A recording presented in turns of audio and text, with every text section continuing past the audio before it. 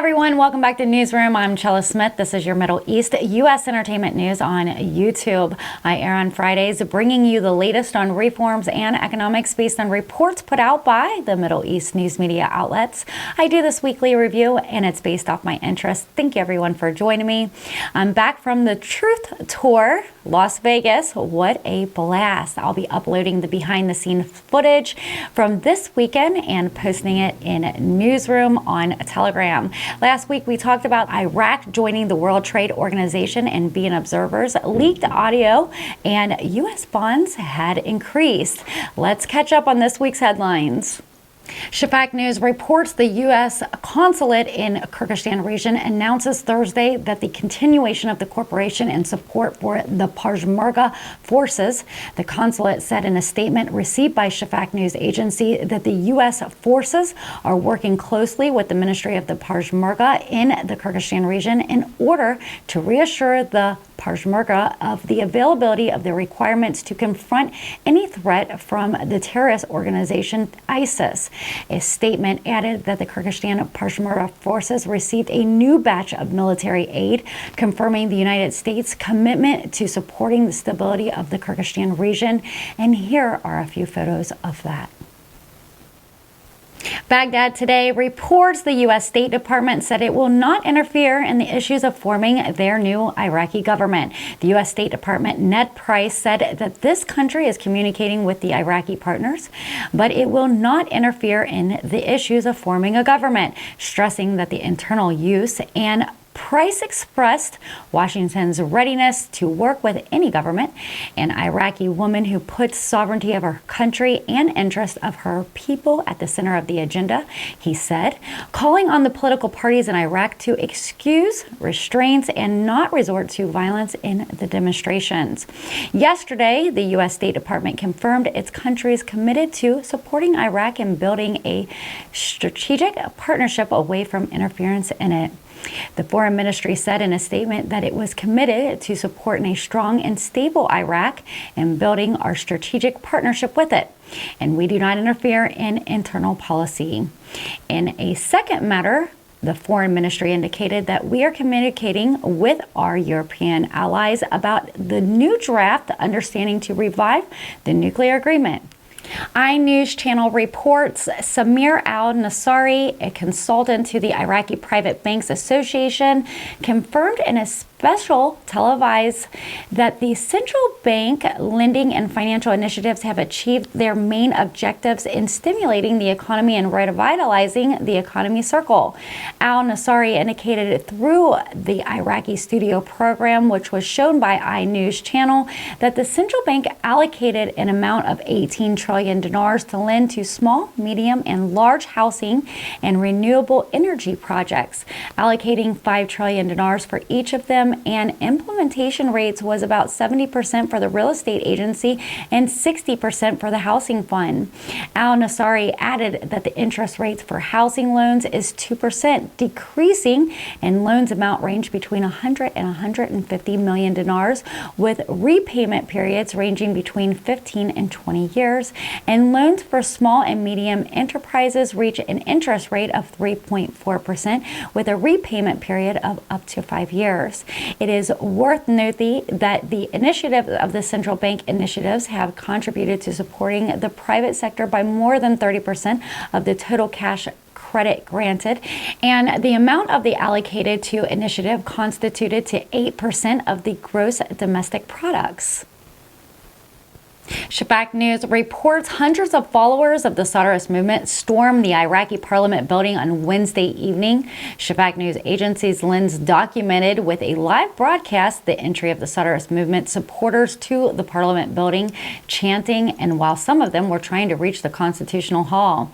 Earlier Wednesday, the commander-in-chief of the armed forces, Prime Minister Mustafa al-Kazimi, called on the demonstrators who stormed the Green Zone in the center of capital Baghdad to withdraw immediately and adhere to peace.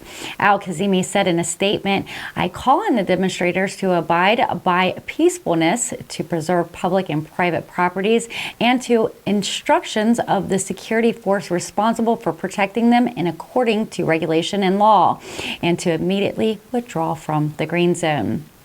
He also stressed the security forces are committed to protecting state institutions and international missions and preventing any disruptions to security and an order. A mass demonstration of supporters of the Soros movement began in Tahrir Square in the center of capital Baghdad to express their rejection of candidates of the coordination framework, Mohammed Shiad al-Sudani, to head the new government. Baghdad Today reports a parliamentary source says on Tuesday that the coordination framework sent an official letter to the presidency of parliament to set next Saturday as the date for electing the president of the republic. We shall see. The source said in an interview on Baghdad Today that the framework submitted an official request to the presidency of the House of Representatives to hold the parliament session next Saturday to vote on the presidency of the republic and the Deputy Speaker of Parliament. Shafak News reports the U.S. Treasury Department announces Monday that Iraq has become one of the major foreign holders of U.S. Treasury bonds.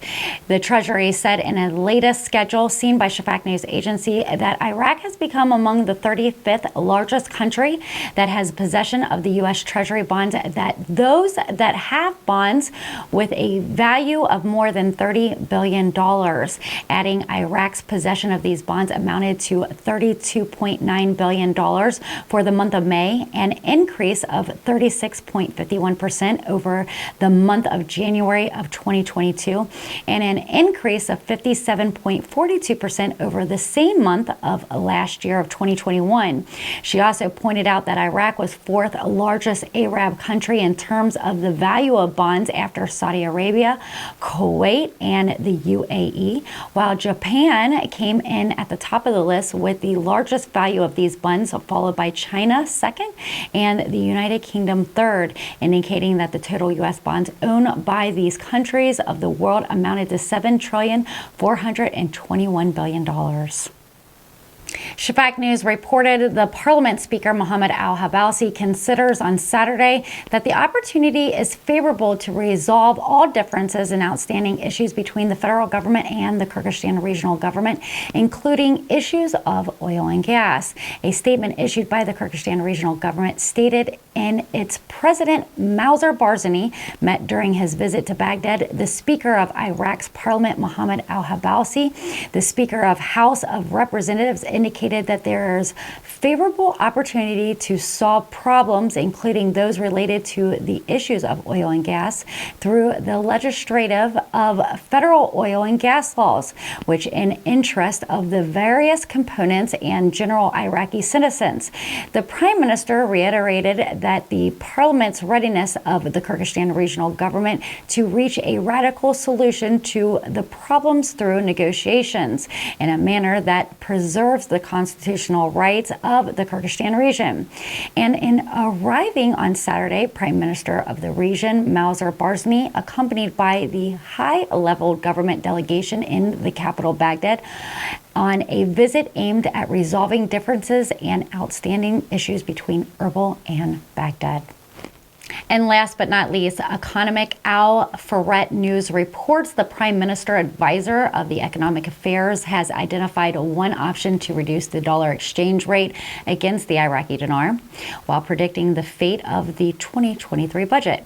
The financial equation in the country is one that controls the exchange rate of the dollar. And if we want to strengthen the dinar and convince investors abroad to invest in the countries gradually, the dollar begins to decline, encouraging investments and increasing non-oil revenues will rise the level of value of the dinar. Adding, the Iraqi people are increasing by 1.25 million people annually, and if we do not remedy the situation and make plans, we will actually suffer in paying salaries during the coming years. The future generation cannot be mortgaged to fluctuating oil prices. Al-Jabari explains, in Iraq, if thinking about the economy remains in the same current mechanism, we will have mercy on the current exchange rate, and the white papers has remained ink on paper. With regards to the federal budget for the fiscal year 2023, Al-Jabari says it can be approved by the presence of the new government and not necessarily the same approach as the current government. He continued, Prime Minister Mustafa al-Kazimi is the most president who followed up on the energy file in the country, and Iraq spent nearly $6 billion on electricity sector in 2021. And there was supposed to be a levy for electricity that covers the ministry costs completely, but it does not currently reach 15%. Al-Jabari went on to say the federal court's decision that the oil and gas laws in the Kurdistan region is unconstitutional is a good step to negotiate with the federal government, and the Office of Financial Supervision is responsible for following up on the reserves generated from the region's oil, while the advance that the region currently receives are deducted from its shares in the budget. And you've been watching Newsroom Weekly Review. I'm Chelsea Smith, your Middle East U.S. entertainment news on reforms and economics, bringing you the latest Dinar news without having to keep up with all the different outlets. I'm here on YouTube every Friday, so don't forget to subscribe. And if you like my content, give me a thumbs up. Shout out to Currency 365 for his continued support. If you want to learn about stocks or cryptos while waiting on the dinar to revalue, you can join him and his crew for the most recent updates. You can find him on YouTube or Patreon. I have opened a Telegram group under Newsroom Chella Smith where you can review all my shows and appearances. Also, I'm showing whoever wants to learn how I'm preparing to do my exchange. You can find the link in the community chat by following the instructions to Open EDU 101 chat, where you can join me and our Newsroom family on Mondays or Wednesdays at 10 a.m. Eastern Standard Time. If you miss those calls, you can always join us on Patreon for the raw replays. Again, I'll be uploading my experience of the Truth Tour later this weekend, so check back for some exciting behind the scenes raw footage. What an exciting group of speakers with amazing content. I'd like to thank Louis Herms and Jason Q for all their hospitality. Here are a few pictures from the event and a video of me getting a quantum upgrade by a medbed-like technology, which was so very, very, very cool. Again, I'll be uploading a small slideshow of the behind the scenes here on my channel later this weekend. If you missed the event, it's okay. There will be a Truth Tour Part 2. Don't forget to like, comment, and subscribe. I love you guys. I hope you guys have enjoyed this week's Newsroom broadcast. Thank you, everyone. I'm scheduled on Spiritually Raw with Jay and April on August 3rd. I'm super excited and have a lot to talk about during their interview. I'll see you guys next week. Thank you, everyone. Again, take care. Make sure you join us Fridays, 4 p.m. with Newsroom Updates with Chelsea Smith, Entertainment News.